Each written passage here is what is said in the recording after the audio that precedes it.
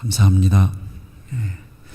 그 강의 제목이 뜨고 있죠. 자격 없는 강사가 위기에 대해 헤매며 배워온 교훈이 오늘 제 강의의 제목입니다. 저는 이 주제에 대해서 강의를 할 자격이 없는 사람입니다. 왜냐하면 이번 친교회를 앞두고 모인 전국 친교회 운영위원회에서 여러 가지 논의를 했는데 그 중에 하나는 이번 친교회에 어떤 주제를 선정하고 다루면 좋을까 하는 논의가 있었습니다. 그때 제가 이 주제를 제안했던 사람이기 때문에 그렇습니다. 이게 무슨 소리인가 하면 제가 그때 이 주제를 제안했던 이유가 이 주제에 대해서 이렇게 많이 알고 있거나 자신이 있어서가 아니고 제가 좀 배우고 싶어서 제안을 했던 것입니다. 왜냐하면 코로나19 팬데믹 상황에서 제 자신이 누구보다 많이 당황하고 헤맸기 때문입니다. 그래서 도대체 어떻게 하면 좋을지 고민하면서 관련된 책들을 또 닥치는 대로 읽다 보니까 이 주제가 정말 중요하다 하는 사실 하나를 알게 됐습니다. 근데 이제 문제는 이 주제가 위기를 기회로 바꿔야 된다는 이 내용이 정말 중요한데 문제가 있는 거죠. 그건 알았는데 어떻게 할지를 제가 모르겠는 거예요. 이게 중요하다는 건 알았는데 이걸 어떻게 위기를 기회로 바꿀 수 있는가. 거기에 대해서는 여전히 불확실하고 뾰족한 수가 잘 보이지 않기 때문에 친교회에서 좀 이 주제가 다루어지고 그래서 저도 훌륭한 목사님들의 그 통찰력과 지혜를 좀 빌리고 싶었기 때문에 제안을 했습니다. 그리고 또 한 가지 이유는 어쨌든 저는 친교회 목사님들을 사모님들을 섬기는 총무이니까 친교회 기간에 뒤에서 소리 없이 섬겨야 하는 자리에 있죠. 그러니까 자신 있게 주제를 제안했던 겁니다. 설마 총무를 강사로 시키진 않을 것이다. 제가 믿는 구석이 있어서 이거를 제안을 했는데 이 주제가 정말 중요한 것 같습니다 하고 이렇게 제안을 하니까 저 녀석이 좀 아는 모양이다 하고 이렇게 막 이렇게 회의를 하시더니 투표를 해갖고 이렇게 강사로 정하셨습니다.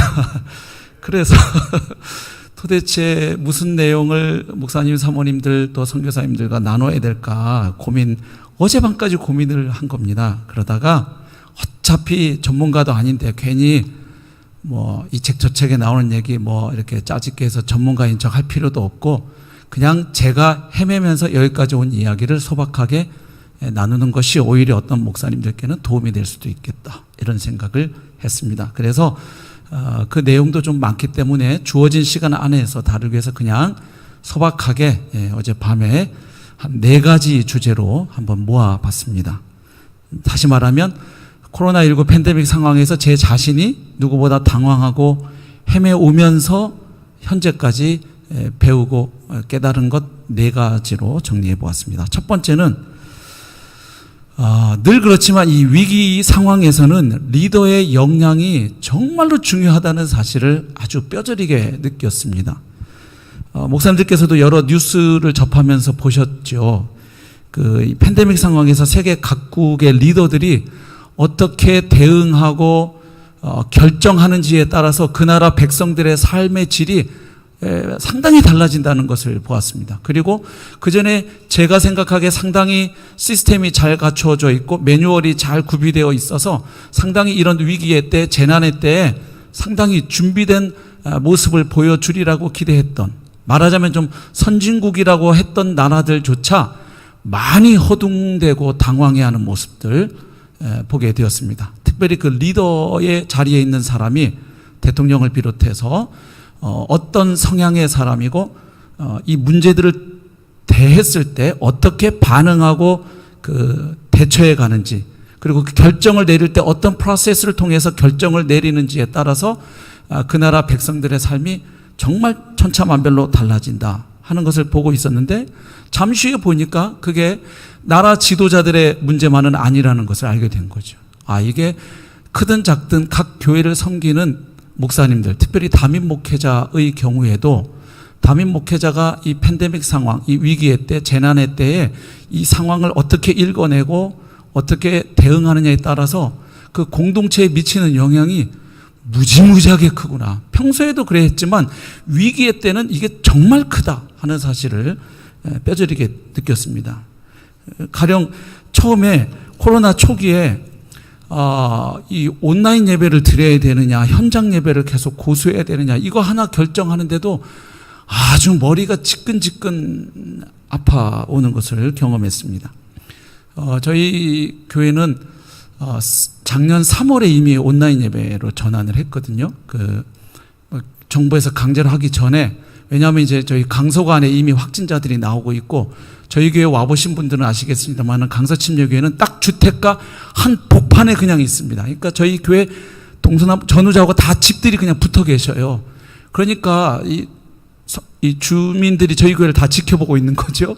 그리고 만약에 저 교회에서 한 명이라도 나오면 이 동네는 다 초토화된다는 이제 불안감도 가지고 계시고, 자, 그런데 그때 제가 이제 깨달은 게 하나 있습니다. 위기의 때가 되면 리더에게 여러 그 능력 혹은 역량이 요구받는데 또 검증되는데, 위기의 때 리더의 그 의사 결정 능력을 강요받는다는 사실을 알게 되었습니다. 이제 딱 뭐 여러 뉴스들 나오니까 이제 집사님들, 사역자들도 목사님 이거 어떻게 해야 될까요? 저희 교회는 어떤 입장입니까? 뭐 이렇게 물어오고 전화 오고 카톡 오고 뭐 난리가 나는 거죠. 네. 그래서 회의를 해보면 목회자들, 교역자들의 의견하고 또 집사님들의 결이 살짝 다르고, 집사님들도 또 열 몇 분이 모여서 의논해 보면 또 이게 성향이나, 그죠? 뭐 어떤 그 기질이나 또 본인이 중요하게 생각하는 기준에 따라서 쫙 의견이 갈라지는 겁니다. 이게 하나로 좀 모아지면 좋겠는데, 어쨌든 이제 담임 목사는 그러면 이제 결정을 해야 되죠. 그리고 다 본인들도 이제 회의해 보면 다 자기 생각인 줄 알았는데 막상 토의 들어가면 쫙 갈라지는 걸 자기들이 보니까 이제 책임을 누구에게 넘길까요? 담임 목사 네가 알아서 빨리 결정 내려라. 뭐가 됐든 간에. 이렇게 되는 거죠. 그래서 그때 예를 들면 이제 예배가 뭔지 질문을 하게 되는 거죠. 도대체 예배는 뭐냐? 주일 성수의 개념은 뭐냐? 그리고 여기서 그냥 위험을 감수하고라도 현장에서 모여서 드리는 것이 과연 예배를 지키는 순교적 신앙이냐? 아니면 이럴 때에는 잠시 좀 이것을 자제하고 각자 있는 곳에서 예배를 드리는 게 또 우리가 평소 얘기한 하나님 사랑, 이웃 사랑의 가장 큰 계명인데, 이웃 사랑의 실천의 길이냐?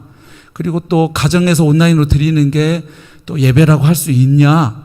또 그렇게 하면 첫 주에는 분명히 성도들이 이제 처음 겪어보는 일이니까 다 정장이 입고 딱 앉아서 예배 드리지만, 요게 분명히 2주, 3주 가면 이제 잠옷바람으로 소파에 누워서 이렇게 할 일이 나올 거고, 그것도 2달 넘어가면 이제 우리 교회 온라인 예배 틀어놓고 본인은 또 딴 거 볼 거고, 아니면 가족이 예배 드릴 경우에는 스마트폰 하나는 저희 교회 거 켜놓고 또 하나는 평소에 본인이 듣고 싶었던 여러 교회 동시에 켜놓고 예배 드릴 수도 있을 것이고, 뭐 예상되는 시나리오들이 있지 않습니까? 그래서 그것을 결정 내리는 과정에서 제가 발견하고 깨달은 게 있습니다. 이 위기의 때에 리더가 어떤 의사를 결정해야 하는데, 이 의사 결정 역량에 영향을 끼치는 요소들이 있다는 것을 발견했습니다. 우선 저에게 없는 것들을 깨닫게 되었습니다. 첫 번째는 신학적인 사고 능력이 결여되어 있다는 것을 아주 절감했습니다. 신학대학원 다닐 때 나름 그래도 성실하게 성서신학, 조직신학, 또 역사신학, 기독교 윤리학, 변증학, 선교학, 뭐 여러 가지 분야를 그래도 게으르지 않게 열심히 읽고 공부했다고 생각했는데, 이 위기의 때 딱 닥쳐오는 문제들에 딱 부닥치니까 뭐 성도들의 영적 실력도 적나라하게 드러나지만, 무엇보다 목회자인 저의 역량과 실력이 그냥 다 이렇게 드러나고 까발려진다는 것을, 발가벗겨진다는 것을 알게 됐습니다. 특별히 신학교 다닐 때 그 답들은 열심히 외워서 익히고 있었는데, 뭐 각 신학 분야별로. 근데 이제 그걸 가지고 이 부닥치는 문제, 이슈들, 상황들, 특별히 신학은 삶의 자리에 대한 성경적인 답을 내놓는 작업인데, 그냥 교과서에서 강의실에서 듣고 외웠던 거 말고 그걸 토대로 성도들이 고민해야 하는, 그래서 목사들의 답을 기다리다가 답이 안 나오니까 막 유튜브 여기저기 가서 막 이상한 것들도 보게 되죠. 성도들이 이 답을 내놔야 되는데 여기에 생각보다 내공이 모자라도 한참 모자란다는 사실을 뼈저리게 절감을 했습니다. 그래서 여러 이슈들에 대해서 너무 공부가 안 돼 있구나. 가령 성도들이 삶에서 매일 부닥치는 이슈들이 있거든요. 동성애 문제, 낙태, 요즘 페미니즘, 또 이 기후 재앙 문제들, 환경 생태 문제들, 이 양극화 문제들, 세계 경제 위기 문제들, 뭐 비트코인부터 시작해가지고 성도들이 부닥치는 문제들이 많은 거예요. 주식 문제도 있고. 근데 이런 것들에 대해서 복음적 혹은 성경적 답변을 이렇게 제시를 해야 하는데, 이게 막연히 있는 거죠. 예배 하나만 해도 그런 거예요. 평상시에 실천신학에서 예배하고 우리 다 공부했지 않습니까? 근데 이런 문제가 딱 닥치니까 이게 예배가 맞냐 아니냐, 어떻게 예배 드리는 게 맞냐부터 이게 다 이제 거기에 신학적인 어떤 그 프레임들이 작용한다는 것을 알게 된 거죠. 그래서 이 부분에 대해서 너무 공부가 안 돼 있는 목사다. 이걸 이번 기회에 조금 전문가까지는 아니어도 최소한의 성경이 말하고 복음이 우리에게 말하는 바에 어떤 윤곽 정도는 잡아야 되겠다 생각을 했고요. 또 한 가지는 공동체 구성원들과 소통하고 갈등을 조율하고 설득하는 능력이 매우 요구받는다는 사실을 알게 되었습니다. 위기의 때. 아까 말씀드린 것처럼 예배를 어떻게 할 거냐. 그래서 예를 들면 저희 3월 달에 비대면 예배로 이미 전환을 하고, 토요일에 그래도 이 어려운 때 우리 목회자들과 집사님들은 교회를 지키자. 그래서 저희가 토요일 날 모여서 현장에서 예배를 드리고, 그걸 녹화를 해서 처음에는 주일날 예배 시간에 송출을 했죠. 그래서 그때는 이제 교육자들은 그 시간에 예배당에 출근해서 성도들이 각 가정에서 방송 예배를 잘 드리도록 중보 기도해드리고, 혹 또 각 가정에서 온라인 예배 드리다가 기술적인 문제가 발생해서 뭐 잘 안 됩니다 하면 저희 교육자들 딱 사무실에 대기하고 있다가 5분 대기조로 성도들 댁에 달려가서, 특히 어르신들 같은 경우는 잘 안 되니까요, 기계가. 가서 전화로 해결해 드릴 수 있으면 하고, 쫓아가서 빨리 그거 해결해 드리기 위해서 저희는 주일날 대기하고 있고 그렇게 했었습니다. 근데 이제 이런 과정에서 배운 게 그런 거죠. 이게 다 의견들이 막 극명하게 갈라지시는 거예요. 위기의 때가 되니까. 평소에 다 생각들이 같으신 줄 알았는데 정치적 성향도 어쩜 그렇게 다 다르신지, 저기 광화문에 태극기 집회 매주 가서 고생하시는 분도 있고, 또 검찰청 앞에 가서 고생하시는 분도 계시고, 성도님들이 보니까 주일날 힘들어 하시는 분들이 토요일날 다녀오신 데가 다 다른 거죠. 그래서 그래서 이게 위기 때 더 이걸 소통을 잘 해내야 되고, 그리고 이제 그 갈등을 조율해서 교회 공동체를 한 방향으로 엮어내는 이 리더십이 매우 요구되는구나. 그리고 이제 결국 목회자가 마지막에 결정을 하나 해야 됩니다. 뭐가 됐든. 이게 양비론으로 빠져나갈 수가 없는 거죠. 위기 상황은. 이것도 이런 면도 있고, 현장 예배의 좋은 점은 이런 거고, 또 뭐 이렇게 하면, 그래서 목사님 어떻게 하실 건데, 딱 이렇게 들어오시니까요. 그럼 결국 어느 쪽이든 결정을 하나 내리면, 이제 그것에 대해서 평소에 반대하거나 생각이 다른 성도님들도 설득을 해서 우리 공동체가 왜 이렇게 결정을 내렸는지, 이게 어느 정도는 또 납득이 되셔야 이게 함께 가실 수가 있으니까요. 그래서 이런 것 능력이 요구받는다.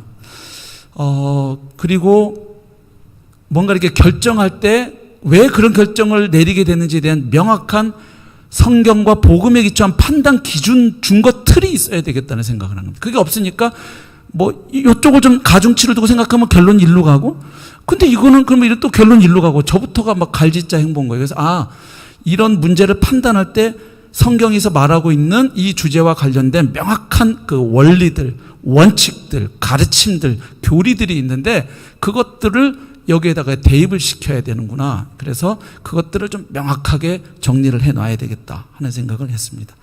그리고 이제 위기를 겪으면서 상황 예측 능력이 중요하다는 걸 알게 됐습니다. 이게 코로나 상황은 어떻게 돼갈까? 또 이렇게 될 때 성도들은 점점 그 의식에 어떤 변화들이 일어나고 있을까? 생활 양식은 어떻게 변해갈까? 그걸 생각을 하니까 그러면 결국 이 시대를 읽어내야 되는구나. 시대를 어느 정도 꿰뚫어야 시대가 가진 흐름 안에서 성도들에게 비전을 제시할 수 있는데, 저에게 그런 시대를 읽는 해안이나 통찰력, 분별력이 현저하게 떨어진다는 것을 알게 되었습니다. 그래서 위기의 본질을 꿰뚫어야 답이 나온다. 표면적인 위기만 감지해 갖고는 답이 없다는 거죠. 예를 들면 팬데믹으로 교인 수가 주네, 헌금이 줄어드네. 이건 굉장히 표피적인 위기죠.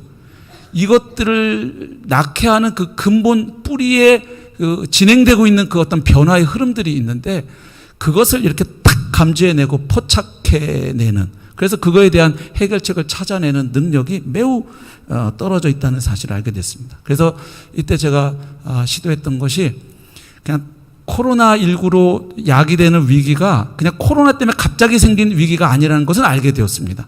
이미 그 전부터 있던 것들이 더 이렇게 가속화된 거죠.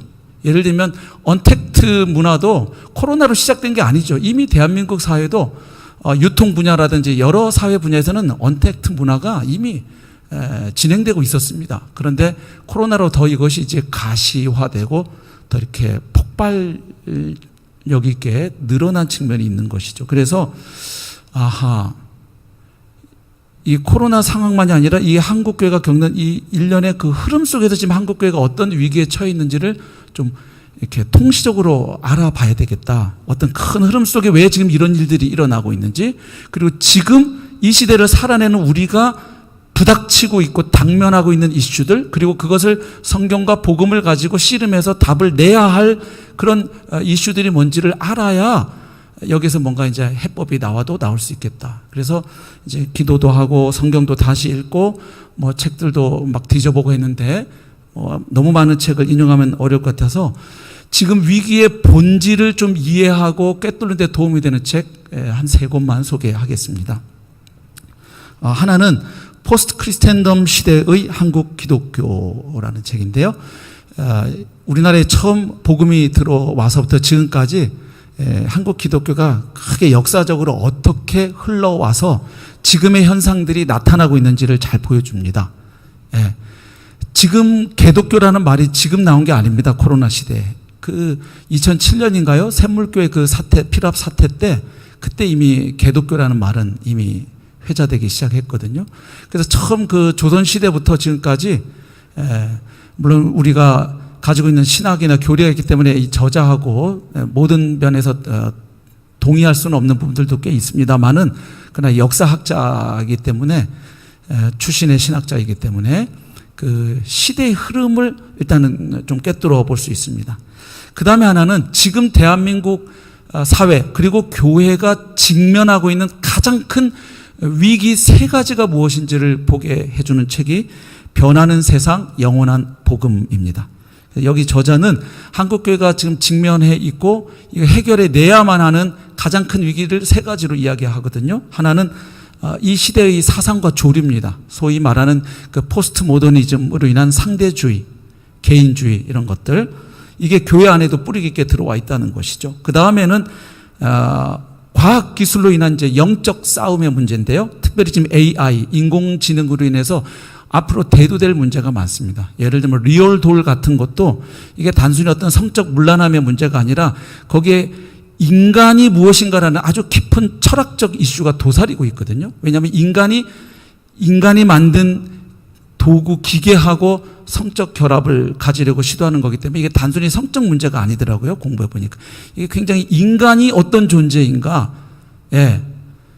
그리고 인간과 신은 어떻게 다른가 하는 아주 본질적인 질문을 이야기하고 있죠. 또 천문학이 너무 급속도로 발전해서 과거에 창조과학에서 내놓은 그런 답변 정도 가지고는 지금 10대, 20대들한테는 설득이 안 됩니다.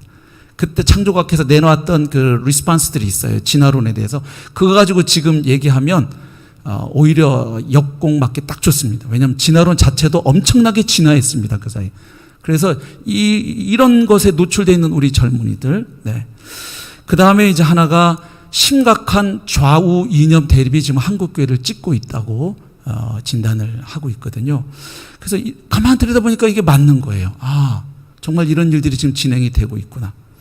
그래서 이런 상황에서도 왜 여전히 복음이 답일까 하는 부분을 이제 진지하게 고민하고 성찰하도록 도와주었습니다.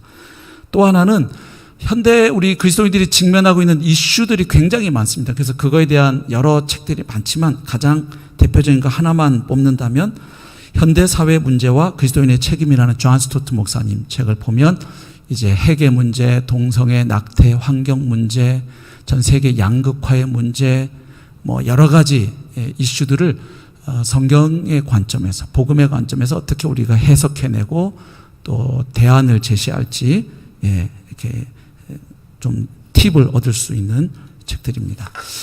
그래서 위기의 때 리더에게 요구되는 것이 많은데 그 중에 하나가 이 통찰력이다.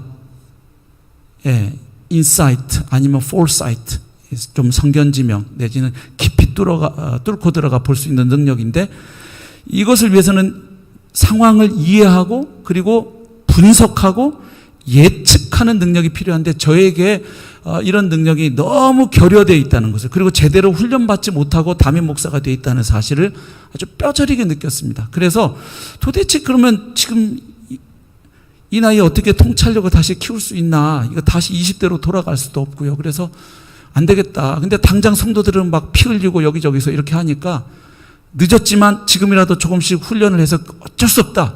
내가 이 교회를 사임하지 않는 이상은 조금씩 끌어올려서 키워서라도 어떻게든 성도들을 섬겨야 되니까, 그래서 이 통찰력을 좀 키울 수 있는 방법들을 찾고 공부해 보니까 결국 한 3가지로 요약이 됩니다.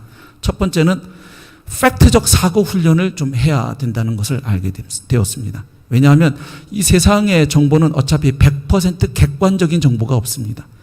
우리가 뉴스를 통해서 보는 그 모든 정보, 뉴스가 전달하는 세계는 어차피 취사 선택이 되고 구성이 되고 해석된 세상이거든요.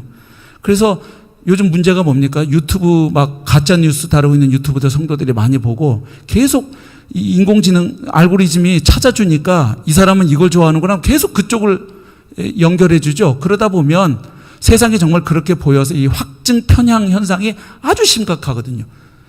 가짜라고 뭐 그렇게 이제 공공 뉴스에서 가짜 뉴스에도 안 믿으세요. 그걸 이미 노출 여러 번 되신 분들은 철석같이 세상이 지금 그렇게 돌아가고 있다고 믿고 그 음모론들을 거의 성경에 가까운 진리로 받아들이는 성도들도 꽤 계시거든요. 그래서 근데 리더까지 이러면 공동체가 이제 난리 나는 거죠. 그래서 이 통찰을 위해서 여러 가지 신호들 또 소음을 좀 걸러내고 보다 객관적인 정보를 가져야 하겠다. 그래서 이 팩트를 잘 걸러내고 그 확인된 팩트들을 분류하고 축적을 시키면 그 안에 가만히 들여다보면 어떤 스트럭처, 구조나 흐름, 그 플로잉이 보인다는 거죠. 처음에는 그냥 이게 뭐 모아놓으면 뭐 보여? 그런데 모아놓다 보면 지금 이게 이렇게 가는군. 이렇구나. 지금 판이 이렇게 돌아가는구나. 이런 것들이 조금 보인다는 거죠. 그걸 이제 학자들은 패턴과 사이클을 찾아낸다. 뭐 이렇게 표현하기도 합니다. 그 다음에는 구조와 흐름이 보이기 시작하면 그 안에서 리더는 변하는 것과 변하지 않는 것을 구별해 내야 한다는 사실입니다. 이 세상은 변화무쌍하게 막 끊임없이 움직이고 변화하는 것처럼 보이지만, 그런데 또 가만 들여다보면 그 안에 어떤 일정한 패턴의 구조가 또 보인다는 사실이죠. 그래서 사람들의 습관이나 위기나 기회가 반복되는 것들, 이런 것들 보면 어떤 일정한 패턴이 분명히 보인다는 사실입니다.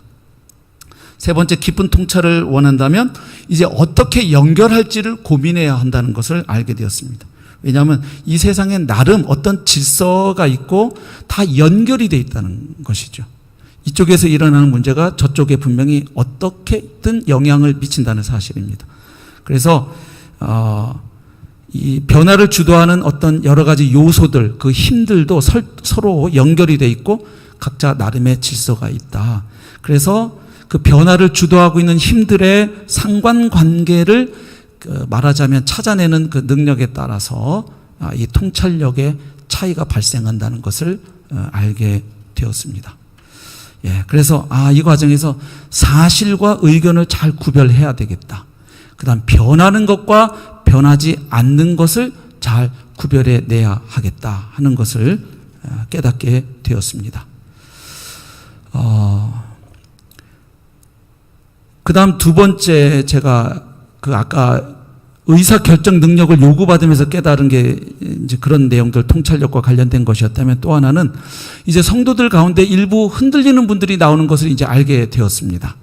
처음에는 좀 안심을 했습니다. 왜냐하면 비대면 예배로 전환하고 한 달 정도, 주중에 한 달 내내 성도들을 못 만났는데 한 달 정도 지나서 저희가 마지막 주에 사랑의 헌금을 드리는데요.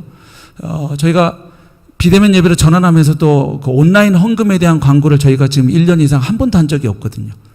그냥 주보 맨 끝에 조그만 글씨로 혹시 또 헌금을 온라인으로라도 하기 원하는 분들은 그 계좌 번호를 살짝 주보 끝에 적어는 드렸지만 자꾸 전화하실 분들이 계시니까, 그러나 구두로 한 번도 못 모이니까 온라인 헌금 보내주셔야 합니다. 그래야 교회가 돌아갑니다. 이런 얘기를 안 했습니다. 하도 세상이 교회가 저렇게 대면 예배를 강행하는 게 헌금 때문에 저런다고 하도 그 욕들을 했어서 좀 제가 오기와 자존심이 발동을 해서 내가 성도들한테 비대면 예배를 전환해도 온라인 헌금해 주세요 얘기 한 번도 안 해보겠다 그러고 안 했어요. 1년 넘게. 그런데 한 달이 지나고 마지막 주 사랑의 헌금을 하는데 사무관사가 제 방에 쫓아왔어요. 목사님 지금 온라인 헌금 사랑의 헌금 들어왔는데 코로나 이전에 10배가 들어왔다는 거예요. 그래서 제가 저희 교육자들 그냥 같이 엉엉 울었어요.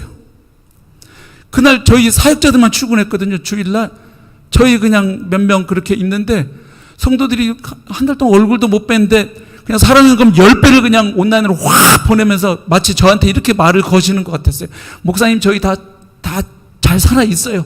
저희 다 예배 드리고 있고 교회 안 떠났고 하니까 힘내세요. 열심히 뛰세요.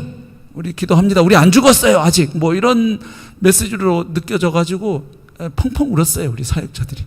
그 마음이 이렇게 전달해 오고. 그래서 이제 좀 안심을 했어요. 아, 강서교회 성도님들은. 근데 이게 오래 가니까요.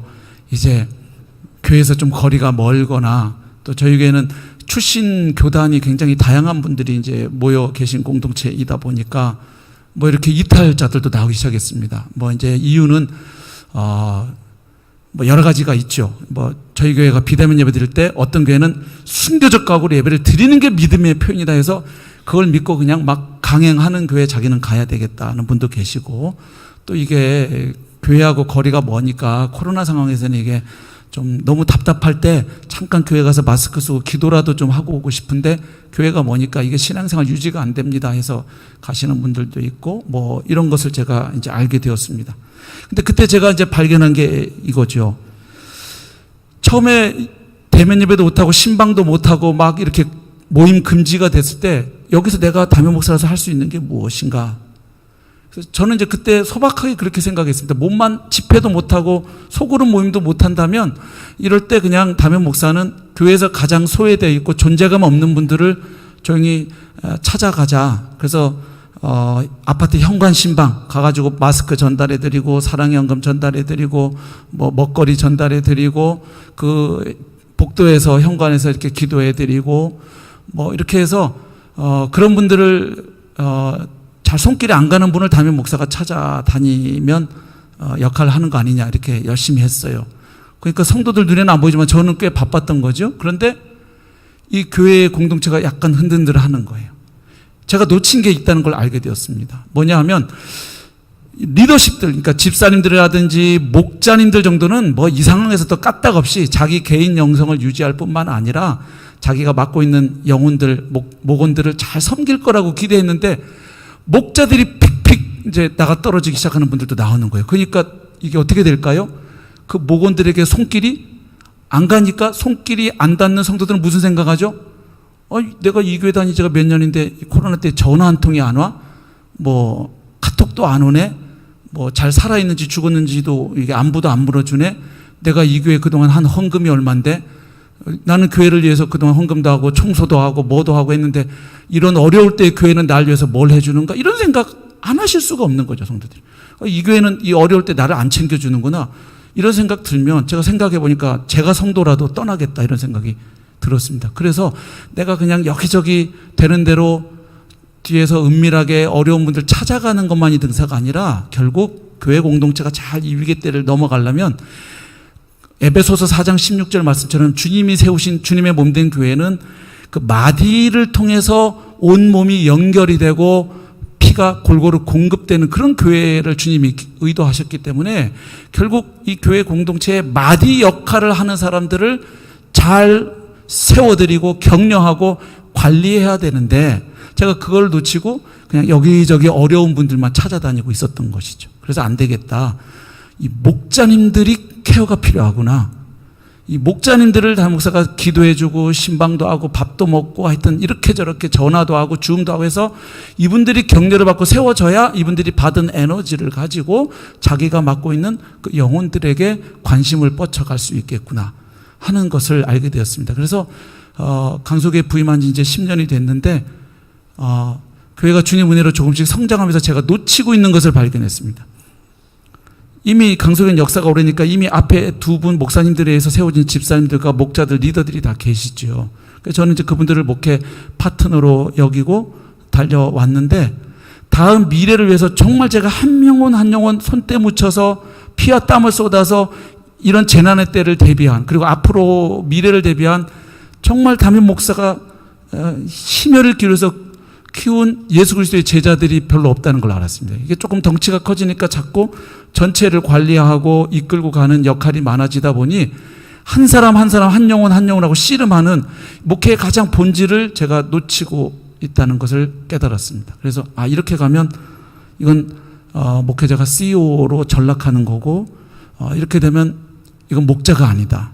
이건 경영자로 전락하고 사꾼으로 전락할 수 있다. 다시 주중에 정말 한두 영혼이라도 붙들고 씨름하고 고민하고 기도하고 이런 것들을 내가 야성을 회복하지 않으면 성도들 죽어나가기 전에 내가 먼저 죽어나가겠다 하는 것을 깨닫고 목회 방향을 다시 턴하기로 했습니다. 정말 이 교회 마디 역할을 하기 위해서 자기 인생을 던질 사람들을 다시 찾아내고 발견하고 발굴하고 그들에게 내 인생 거의 전부를 다시 쏟아 부어야 되겠다. 그래서 그런 사람들을 모집하고 그 사람들에게 절대적인 시간과 에너지를 쏟아야 되겠다. 그러려면 내가 하고 있는 일들 중에 줄여야 될 일이 뭐고 바깥의 사역들 줄여야 될 일이 뭔지를 구조조정을 해야만 했습니다. 그 다음에 이제 아까 말씀드린 게 위기의 때는 변하는 것과 변하지 않는 것을 구별하는 것이 매우 중요한 걸 알게 됐습니다. 그래서 이 코로나19 팬데믹으로 우리 교회가 달라져야 할 것이 무엇이고 아무리 코로나가 와도 코로나보다 더한 게 앞으로 오더라도 포기하지 말고 붙잡아야 될 것, 끝까지 사수해야 될 것이 무엇인가 이게 고민을 하면 결국 목회자에게 오는 도전은 이렇게 압축이 됩니다. 변하지 않는 복음, 이 영원한 복음, 능력의 복음을 코로나19 이후에 달라질 시대와 세대에 어떻게 전달할 것인가. 그러니까 이미 답은 가지고 있는데 문제는 시대와 세대가 변하고 있고 문화가 변하고 있고 의식이 변하고 있고 사회 구조가 변하고 있다는 것이죠. 그러니까 변함없는 복음을 그 변화하는 시대와 세상에 어떻게 답이 되게 만들 것인가 이거를 찾아내야 되겠다. 그래서 변하지 않는 것 생각해 보니까 우선 살아계신 하나님 변하지 않으시더라고요. 아무리 팬데믹 상황에서도 하나님은 여전히 살아 계실 뿐만 아니라 다스리고 통치하고 계시는 만왕의 왕이신 하나님이심을 다시 붙잡게 되었습니다. 그리고 하나님의 말씀이 영원하고 특별히 예수 그리스도의 십자가와 부활의 능력은 2000년 기독교 교회사 가운데 수많은 팬데믹과 환난과 핍박과 위기 상황에서도 여전히 복음이 제대로 전해지고 그 복음을 제대로 믿고 살아내면 그 복음은 그 시대에 답이 되었고 능력이 되었다는 사실을 교회사를 다시 뒤져보니까 찾을 수 있었습니다. 그래서 복음의 능력을 다시 붙잡아야 된다. 그 다음 교회의 사명이 뭔가 본질 회복을 해야 되는데 그래서 어떤 상황에서도 일단 포기하지 않아야 될 게 뭘까 생각해 보니까 예배였습니다. 예배. 그런데 이제 예배는 포기할 수 없는데 예배 방식은 이제 뒤에 나오겠지만 변해야 되겠구나 하는 생각을 하게 되는 것이죠. 그래서 오프라인, 온라인 할 것 없이 모든 성도가 온라인 예배를 드려야 된다. 온라인은 온라인, 오프라인 합하면 온라인이 되는 거죠.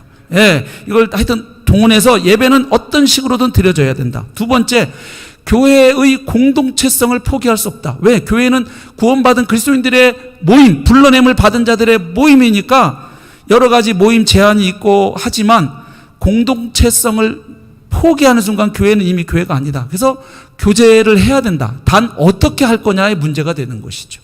그 다음에 세 번째, 성도를 양육하고 훈련하는 일을 팬데믹 상황에서도 포기할 수 없겠다. 그래서 이게 손을 놓고 있다가 다시 양육 과정을 재개했습니다. 그래서 우리 부목사님들도 시작했고 저도 신앙생활 입문반을 다시 모집을 해서 지금 목요일, 금요일 저녁에, 목요일은 8시, 금요일은 저녁 7시 반, 9시에 기도회가 있으니까요. 2번 성도들 만나서 양육하고 토요일 아침에는 목자들 전체를 모아서 다시 또 양육과 훈련을 하고 있습니다. 그래서 그리고 그때 못 오는 분들은 반드시 계셔서 그걸 다 찍어서 못 온 분들에게는 온라인으로 다시 보내드려서 그걸 보고 공부하는 모습을 자기가 인증샷 찍어서 그리고 교재에 다 답설고 푼 거를 찍어서 보내주시면 제가 참석한 걸로 체크를 하고 있습니다. 그 다음에 전도와 선교도 교회가 절대로 포기할 수 없다. 다만 전도 방식은 바뀌어야 되겠다. 그래서 이제 변할 것 혹은 적응하거나 개발해야 될 것을 찾아보니까요. 코로나 시대에 우선 첫 번째로 사탄에게 빼앗기고 양보한 이 사이버 공간, 가상 공간을 다시 탈환해 와야 된다 하는 생각을 하게 됐습니다. 그래서 다양한 온라인 사역과 콘텐츠를 개발할 기회다, 오히려 지금의 위기는.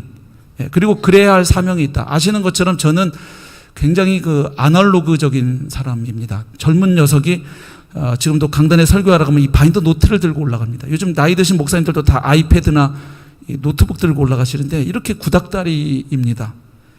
그런데 이 시대의 성도들을 돌봐야 되니까 저같이 기계치도 안 되겠다.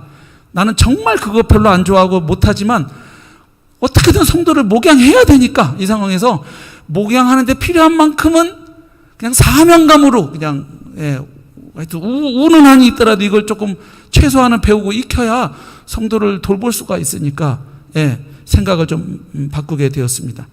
근데 목사님들께 드리고 싶은 말씀은 엄청난 콘텐츠를 개발해야 될 필요가 없습니다.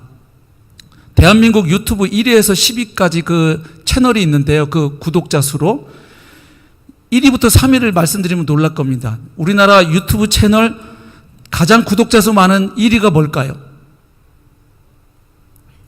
육아 콘텐츠입니다. 2위는요 요리 콘텐츠입니다. 3위는요 건강 관련 콘텐츠입니다. 그래서 이 유튜브 저 잘 모르거든요. 근데 유튜브 세계가 도대체 뭔가, 왜 요즘은 또 유튜버들이 먹고 사는가 해보니까 지금 시대 사람들의 그 변해가는 의식을 좀 이렇게 캐치할 수 있는데요. 먹방 가운데 그 찌양이라는 아가씨가 있어요. 그런데 이 아가씨는 그 먹방 내용을 보면 굉장히 얌전하게 귀엽게 생긴 아가씨가 먹방을 합니다. 그런데 가장 유명한 영상이 뭐냐면 이 아가씨가 혼자서 라면 18개를 먹습니다. 라면 18개. 근데 그 영상이 진행되는 동안 30분인데요. 별다른 소란도 없고 멘트도 없어요. 그냥 오로지 30분 동안 뭐 할까요? 라면 18개 잡습니다. 자, 그런데 이 영상을 몇 명이 봤을까요? 700만 명이 봤습니다. 아가씨가 라면 18개 먹는 영상을 700만 명이 봤습니다. 또 보니까 연고TV라는 거 아시는지 모르겠는데, 연고TV. 연대생과 고대생들 일상을 찍어 올리는 거거든요. 근데 이 채널에서 유명한 것 하나가 뭐냐면, 연세대 의대생이 시험 전날 밤새워서 공부하는 영상입니다. 그래서 그 대표적인 영상을 보면 한 여학생이 이어폰을 끼고 공부를 합니다. 근데 아무 이야기도 안 해요. 그냥 5시간 동안 공부하는 모습을 보여줍니다. 근데 이 영상의 조회수가 무려 130만 회가 넘습니다. 근데 놀라운 게 뭐냐면 이 5시간 공부하는 모습인데 중간에 보다가 만 건 조회수에 안 들어갑니다. 그러면 그 130명은 뭐 한 거예요? 5시간 동안 남이 공부하는 거 쳐다보고 있었던 거예요. 여러분 왜 그런지 이해되세요? 네. 근데 100만이 넘습니다. 기독교 콘텐츠도 있는데요. 허니의 일상이라는 이 내용을 보면 이 어느 교회 아주 잘생긴 전도사님 일상을 보여줍니다. 제일 유명한 영상이 이 전도사님이 주일 준비하는 모습인데요. 아침에 화장하는 것부터 나옵니다. 네. 그리고 교회에서 주일학교 사역 활동하는 거 보여주고요. 근데 이 영상 조회수도 보니까 136만 회를 넘겼습니다. 제일 유명한 내용이 남자의 메이크업 하는 거, 머리 손질하는 거예요. 근데 이런 걸 봐요. 그래서 이 시대 사람들이 다 이제 집에 갇혀 있잖아요. 그러니까 뭔가 소비하는데 굉장히 이런 것들을 많이 소비를 합니다. 뭐라도 봐요. 그래서 이럴 때 예수 그리스도의 복음과 하나님의 말씀을 담은 내용들을 뭐 거창한 콘텐츠가 아니어도 사람들이 본다는 거죠. 예. 그래서 우리가 이 영역을 좀 찾아와야 되겠다. 그 다음에 두 번째는 가정사역의 중요성을 재발견하게 됐죠. 그전에도 가정이 중요하다는 걸 저희가 다 알고 있었죠. 그러나 사실 교회에서 보면 교회 일이 너무 바빠서, 사역이 바빠서 각 가정들은 의외로 잘 안 세워지는 경우도 있었습니다. 그렇죠? 근데 이제는 뭐 하루에 10몇 시간을 가족들이 함께 삽니다. 예, 주부들이 힘듭니다. 하루 밥 3끼 해내느라고. 그리고 애들 숙제까지 확인하고 아주 뭐 집안이 난리죠. 그래서 정말 가정사역의 중요성에 눈을 떠야 되겠구나. 예. 그래서 가정예배 매뉴얼을 만든다든지 가정에서도 주의 만찬을 할 수 있도록 뭔가 수를 내야 되고 이런 고민들을 하게 되는 거죠. 그 다음에 모든 목회 시스템을 이제는 작은 소그룹으로 다 전환을 해야 되겠구나. 그래서 얼마 전에는 제가 목장도 다시 목자님들 다 소집해서 각 목장을 다시 A조, B조 뭐 이렇게 다 나눴습니다. 왜냐하면 5인 이상 집합금지라니까 목장 모임을 다 안 해요. 그래서 줌이나 라인으로 이렇게 이제 하게 했더니 잘하는 데는 잘하는데 이게 잘 안 들어온다는 거예요. 목원들이. 그리고 들어와서 또 말도 안 하고 가만히 있고요. 그럼 누가 한두 사람만 계속 얘기하고 이게 재미가 없으니까 그 다음엔 또 안 들어온대요. 이게 만나야 되는데 아무리 온라인이 해도 한계가 있다는 걸 보는 거죠. 그래서 다시 목장을 A조, B조 4명 이내로 다 다시 쪼개서 전체는 온라인으로 하더라도 비대면 상황에서 5인 집합금지 떨어져도 4명 이내로 또 다시 한 주는 A조, 한 주는 B조 이렇게 해서 목자들이 만날 수 있도록. 그 다음에 그것도 잘 안 되는 목장은 목자가 각 가정을 그냥 허락된 대로 순방해서 방문해서 교제하고 격려하고 아무튼 이런 좀 조치를 취해봤습니다. 그 다음에 주일학교 교육의 패러다임을 앞으로 바꿔야 되겠구나. 왜냐하면 성도들의 생각은 자녀들 신앙교육을 교회가 다 책임져 주는 것으로 보통 생각하는데 그렇지 않죠. 궁극적으로 자녀에 대한 신앙교육의 책임은 부모들에게 있고 교회가 할 일은 다만 방법과 방향을 제공해 주는 것이고 부모님들이 그 역할을 할 수 있도록 독려하고 격려하고 뭔가 소스를 쥐어 드리는 것이 교회가 해야 할 일이구나.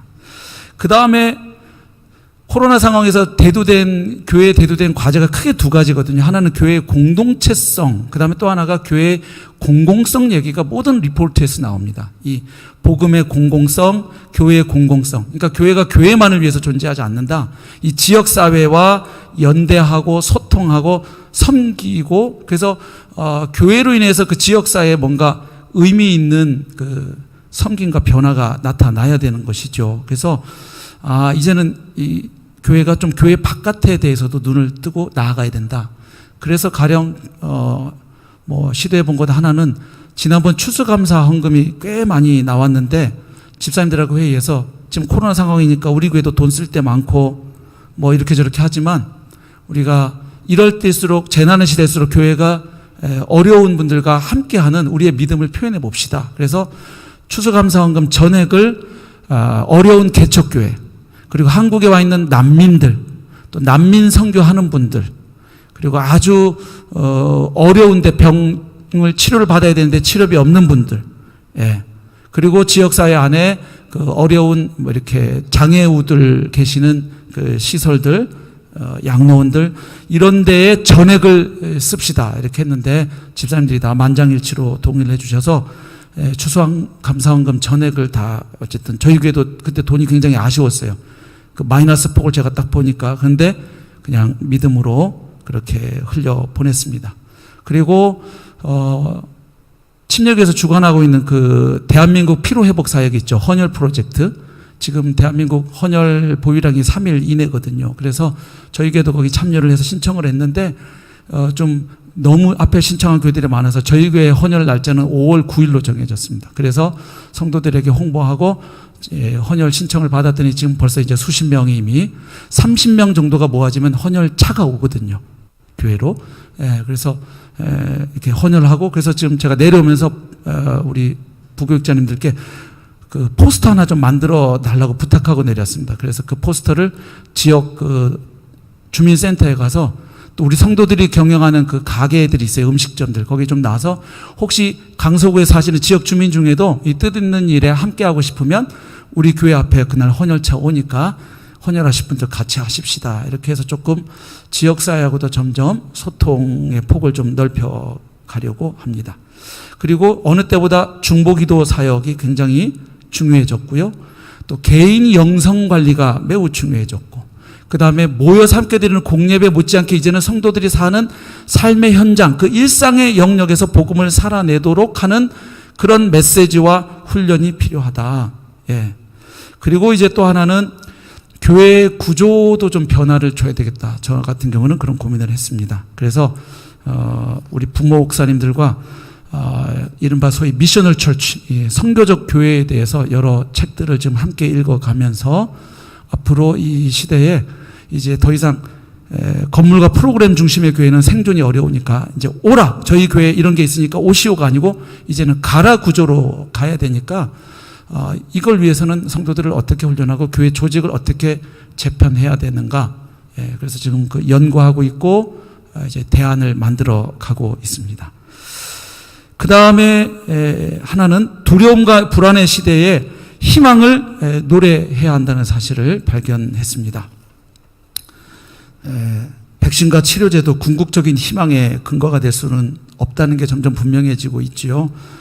그래서 그러면 교회가 무슨 희망을 세상에 줄 것인가? 뭐 여러 가지 있겠지만 제가 발견한 것은 복음의 능력인데 그 가운데 특별히 부활의 복음을 회복해야 한다는 사실을 정리했습니다. 왜냐하면 그 로드니 스타크나 카일 하퍼 같은 학자들 보면 이 팬데믹 시대에 어떻게 교회가 더 급성장했는지 그 요인들을 분석을 하고 있잖아요. 그 트리뷴주의 우리 각철호 교수님도 로드니 스타크에게서 배울 수 있는 통찰들을 아주 잘 정리해 주셨는데, 그 고대 전염병을 연구한 역사가인 카일 하퍼도 비슷한 얘기를 합니다. 그래서 기독교 역사에서 처음 몇 세기 동안 교회가 놀랍게 부흥하고 성장한 이유 가운데 하나가 뭐냐? 수많은 전염병이 로마 세계 도시를 초토화하던 그 암흑 속에서 교회가 세상을 향하여 참된 희망의 원천을 제공했다는 것이죠. 그게 뭐냐 하면 정말로 예수 그리스도의 부활을 믿는 성도들은 죽음을 두려워하지 않은 거죠. 그래서 그 상황에서 두려워하지 않고 불안과 공포의 사람들이 압도당할 때 서로 뜨겁게 사랑하고 그리고 세상 사람들을 향하여 섬김과 희생의 모습으로 그들이 나아갔기 때문에 그 시대에 오히려 교회는 더 성장을 했다는 것이죠. 그래서 제가 발견한 것은 예수 그리스도의 부활이 참된 희망의 원천인데, 왜냐하면 죽음은 모든 시대 모든 사람에게 가장 큰 원수고 두려움의 대상이니까. 인간으로 사는 한 이 문제는 똑같으니까. 그래서 예수님께서 사망 권세를 이기시고 죽은 자 가운데 다시 살아나셨음을 믿는 것보다 더 큰 희망은 없기 때문이죠. 그래서 지금 희망을 잃어버린 이 시대에, 또 희망을 간절히 찾고 있는 시대에 교회가 세상에게 이 희망을 보여줘야 한다. 근데 제가 발견한 문제점이 하나 있었습니다. 그게 뭐냐면 정작 예수 그리스도를 믿는다고 하는 성도들의 삶에서 부활의 능력, 그리고 그 부활의 능력으로 인한 변화가 잘 나타나지 않고 경험되지 않고 있다는 거예요. 그러니까 세상 사람들이 성도들을 통해서 교회 공동체를 보면서 부활의 능력을 가시적으로 경험할 일이 없는 거죠. 예수님께서 산상수훈에서 너희가 세상의 빛이다 소금이다 말씀은 니네가 날 좀 보여줘 하신 거거든요. 근데 세상 사람들이 교회를 오면 교회에서 듣는 말은 저희를 보지 마시고 하나님을 보십시오 이런단 말이에요. 하나님 눈에도 안 보이시는데 눈에 안 보이는 하나님을 니네가 좀 보여줘라 이거잖아요. 주님 말씀은. 결국 예수 믿는 사람들, 부활의 주를 만난 사람들을 통해서 부활을 증거하라는 명령인데요. 그래서 제가 그럼 왜 이럴까? 두 가지더라고요. 하나는 성도들조차도 정말로 예수님의 부활이 실제로 있었던 역사적 사실을 잘 못 믿고 있다. 아니면 별로 관심이 없다. 예수님의 부활이 꼭 역사적으로 꼭 있어야 됩니까? 그 부활의 신학적인 의미, 상징적 의미가 중요하지 그냥 이렇게. 그러나 사도 바울은 그렇게 얘기 안 하죠. 예수님의 부활이 없으면 너희 믿는 믿음 다 헛거고 우리가 전파하는 거 다 헛거다. 부활의 역사성, 사실성이 확보되지 아니하면. 그래서 복음의 차이점은 하나님께서 예수 그리스도를 통해서 이미 역사 가운데 행하신 일을 선포하는 거 아닙니까? 다른 종교는 뭐 이렇게 하면 될 거야 저렇게 하면 될 거야지만 복음은 하나님이 이미 행하신 일을 선포하는 것입니다. 그것을 그 은혜를 믿음으로 받아들이면 된다는 것입니다. 그래서 먼저는 부활을 정말로 믿을 수 있도록 도와야 된다. 두 번째, 예수님의 부활을 믿어도 이게 바로 능력이 되거나 산 소망이 되지 않는다는 걸 깨달았습니다. 뭐냐? 그냥 예수님이 2000전에 부활하셨다로 끝나면 안 되고 그 예수님의 부활 사건이 오늘 팬데믹 시대를 사는 현재 나의 삶에 어떤 의미를 주는지, 그리고 장차 올 미래에 어떤 의미를 주는지, 다시 말해서 부활의 현재적인 의미와 부활이 우리 삶에 그 부여하는 실천적인 함의에 대해서 하나하나. 그러니까 여러분, 이 시대의 부활이 희망입니다 이렇게 하면 성도들이 아멘 그러고 나가지만 능력이 안 된다는 거예요. 그러니까 그 답을 줘갖고는 능력이 안 돼요. 왜 부활이 답이고 능력이고 아까 선교사님 말씀하신 대로 백문일답 예수 그리스도, 왜 여전히 지금 이렇게 하루하루 버티는 오늘의 삶에도 왜 예수님만이 답인지를 깨닫고 보게 하고 느끼게 하고 보여줘야 한다는 사실이죠. 그래서 다시 교회가 복음으로 돌아가되 특별히 초대교회 사도들이 전했던 부활의 복음의 능력을 회복할 필요가 있겠다, 이 시대는. 왜냐하면 아시는 것처럼 사도들이 전한 복음의 핵심은 하나님의 아들이신 예수 그리스도의 십자가 죽음과 부활이었습니다. 이건 동전의 양면과도 같습니다. 그래서 십자가 없는 부활, 부활 없는 십자가 둘 다 의미가 없습니다. 복음이 아닙니다. 둘이 함께 가지 않으면. 십자가가 복음이라면, 그 자체가 복음이라면 예수님 좌우편에 달린 강도들의 죽음도 우리에게 복음이어야 합니다. 그러나 그들의 죽음은 우리와 아무 상관이 없습니다. 십자가가 복음인 이유는 그 십자가에 달려 피 흘려 죽으신 예수님이 3일 만에 부활하심으로 그분이 하나님의 아들이시고 그분이 죄 없는 분이시고 그분의 피가 우리 죄를 사하는 대속의 피임을, 단번에 드린 영원한 속죄임을 부활로 확증해 주셨기 때문에 십자가가 복음입니다. 그래서 같이 가야죠. 그러나 부활은 십자가를 뒷받침하는 의미만 있지 않다는 것이죠. 부활이 의미하는 바가 성경에 굉장히 풍성하지 않습니까? 그것만 갖고도 뭐 10주, 20주 설교할 내용들이 성경에 있으니까요. 그래서 오늘 이 시대의 부활이 왜 복음인지를 성도들 하여금 보게 하고 깨닫게 하고 살아내도록, 그럴 때 그 성도들을 볼 때 세상 사람들이 충격을 받고, 어떻게 이 시대에 니네는 그렇게 사냐? 너 어느 교회 다니냐? 이렇게 해서 온다는 것이죠.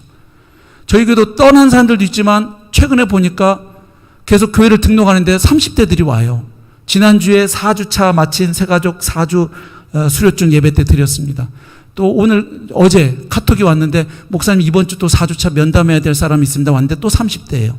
그리고 그 다음 주에 또 목사님 4주차 면담하셔야 돼요. 왜냐하면 3주까지는 바나바 팀에서 하고 4주차에는 제가 면담을 합니다. 면담하면서 어떤 배경에서 교회를 오셨는지, 또 신천지는 아닌지, 이분의 영적 필요는 뭔지를 그 대화를 통해서 이제 간파하고, 그리고 이분을 어느 목장에 배치해 드려야 될지를 이제 판단하기 위해서 4주차엔 제가 만나거든요. 근데 연달아 분들 지금 다 30대가 등록을 하고 있더라고요. 그래서 찾는 겁니다, 사람들이. 정말 희망을 발견하고 사는 사람들을 보면 그 공동체에 자기도 함께하고 보호받고 싶은 욕구가 인간에겐 있는 것이죠. 그래서 정말 부활의 주님이 오늘 우리와 함께 하십니다. 아멘.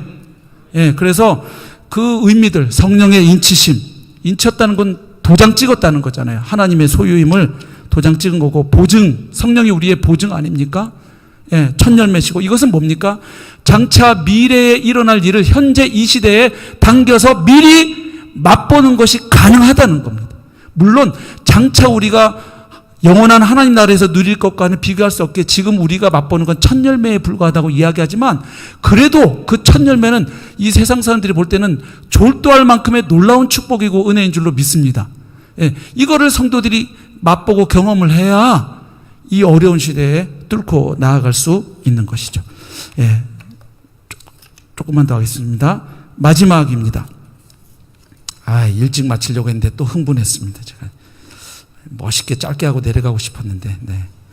마지막 네 번째는요, 작은 것이라도 일단 시작을 하면 발전하고 성장한다는 것입니다. 하나 좀 보여주실까요? 작은 것이라도, 여기 마지막입니다. 지금 나오고 있나요? 이게 무슨 장면일까요? 저희 교회에서 가정 온라인 예배를 실시간 동시에 했던 장면 한 부분 캡처한 겁니다. 각 가정의 제 모습이 나오죠.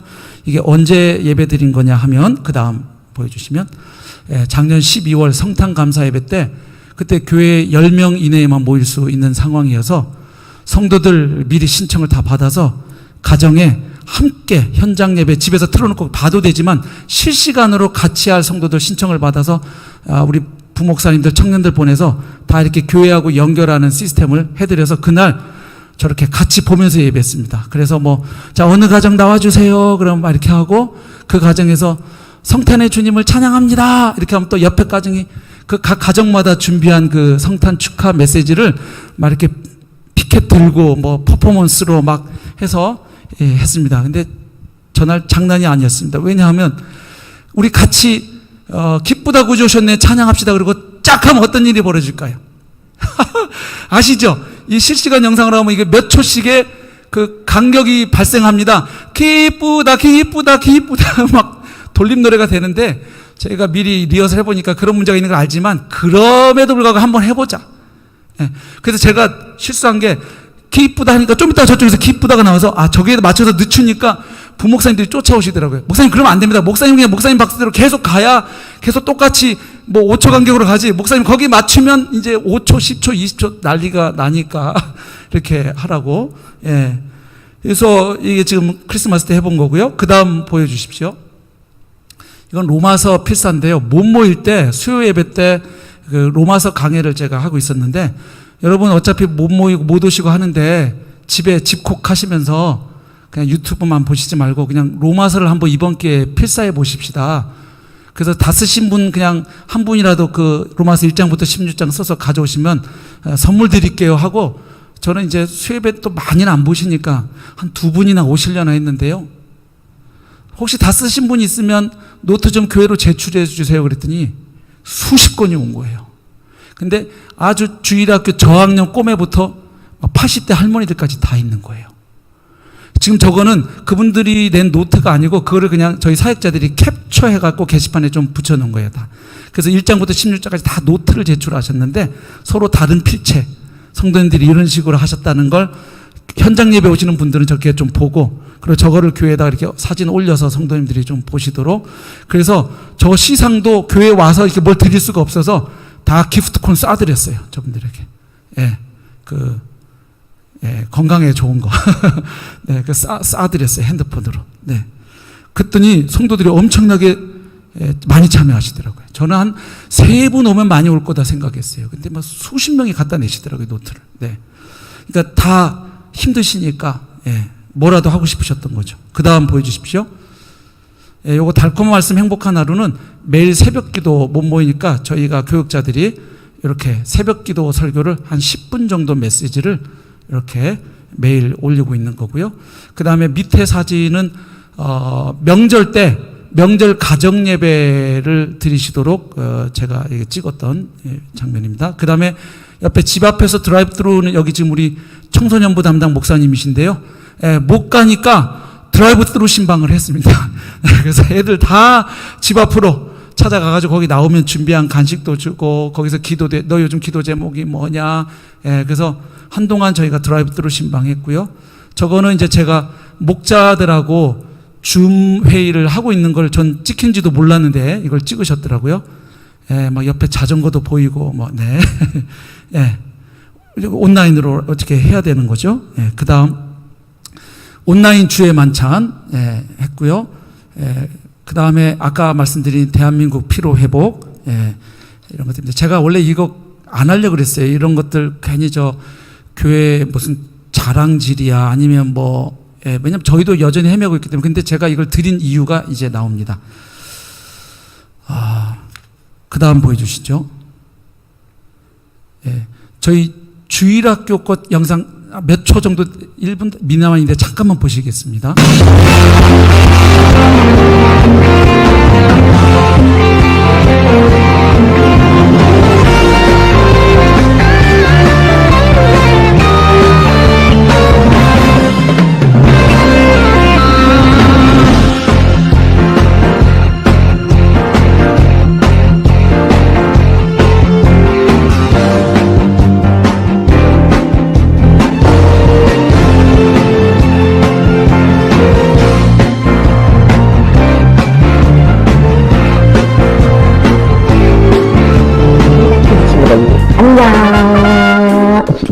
친구들 반가워. 우리 진짜 오랜만이다, 그치? 근데 나는 조금 우울해. 왜냐면 내가 진짜 좋아하는 여자아이들. 네, 사진 갖고 올게요. 친구들도 준비됐나요? 먼저 어느 얼굴을 먼저 붙여보지. 여기는 누군 것 같아요? 엄마인 것 같아요? 여기는 나인 것 같아요? 근데 네. 이걸 왜 보여드렸냐면요. 뭐 저희는 이런 거 합니다가 아니고 엄청 헤매다가 이제 겨우 헤매다가 이제 하는데 지금 이렇게 보시면 와 저거는 막 방송실이 있고 엄청난 장비가 있어야 된다고 목사님들이 생각을 하시는 것 같더라고요. 큰 교회만 할 수 있다고 생각하시는 것 같은데 전에 예를 들면 저희 강석에서 이렇게 보내드렸던 그 장비 갖고 다 할 수 있다는 거 믿으시나요? 아니면 목사님들 지금 가지고 계신 핸드폰으로 이거 할 수 있다는 거 아세요 혹시? 예. 그래서 한번 보여드리면 저희가 처음에는 사진 좀 보여주십시오. 예, 처음에는 요거 그 3만 원짜리 천 저거 하나 사다가 걸어놓고 저 앞에 서서 저희들 이제 설교 시작했어요. 저거 하나 3만 원 투자했습니다. 저게 조금 화면이 허연 거보다 낫겠다 그래서 그 다음이요. 그러다가 이제 조금 더 해보니까 그 아동부 말고 유치부가 모이는 와우실이 있는데 거기에다가 저희가 저 초록색 저거 15,000원 정도면 사실 수 있어요. 저 초록색을 뒤에다가 하면 아시죠? 배경이 다 사라지기 때문에 거기에 원하시는 장면을 다 넣을 수가 있는 거죠. 아까 뒤에 나오는 것처럼. 네. 그 다음에 저 위에 뭐 조명을 좀 얼굴을 잘 보이라고 하는데 저거 조명기 10,000원짜리 2개. 저기 그 부품 10,000원짜리 2개 하고 그 다음에 위에 그 조명 요게 보니까 6,500원짜리 2개 달았네요. 돈 별로 안 들죠? 예. 네. 그래가지고 총 48,000원. 네. 근데 딱 보면 뭐 근사한 세트장 같지 않습니까? 예, 48,000원이면 이게 되는 겁니다. 네.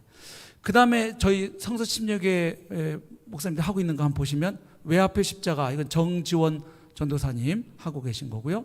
그 밑에 누구나 할 수 있는 내용원의 홈트 이건 오성현 목사님 하고 계신 거고 빌립보서의 백인과 목적 이건 저기 미국에 계신 김용일 목사님 그 다음에 하나님의 존재 증거가 더 있다고 우리 이재기 목사님 그래서 다 이렇게 하는데 제가 말씀드리는 건 뭘 이거를 하는 데는 잘하는 거고 이런 걸 안 하는 데는 이런 얘기 아닙니다. 다 교회마다 상황이 다르고요. 그런데 이런 걸 하는데 엄청난 장비와 돈이 들지 않는다는 걸 제가 알게 된 겁니다. 그 아까 아동부 전사님 봐 얼굴 캐릭터 나와갖고 하는 거 있잖아요. 그게 장비가 필요한 게 아니고요. 그냥 최신 핸드폰 앱에 있습니다. 그리고 어제 이렇게 우리 김세창 목사님 여기 하시는 거를 뒤에서 잡는 카메라 말고 카메라를 샥 이렇게 하면 나오잖아요. 그거 10,000원짜리 어플 하나면 해결이 됩니다. 네. 그래서 제가 올해 들어와 가지고 예산 짤 때 우리 집사님들에게 말씀드렸어요. 우리 저기 부목사님들이 보니까 너무 비대면 사역하는데 시간과 돈이 많이 드시더라.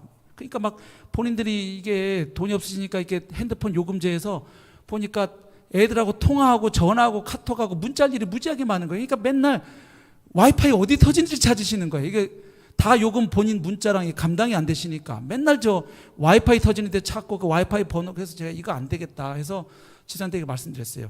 새해부터는 우리 부목사님들 전도사님들 매월 비대면 사역비를 좀 지원해 드립시다 그랬어요.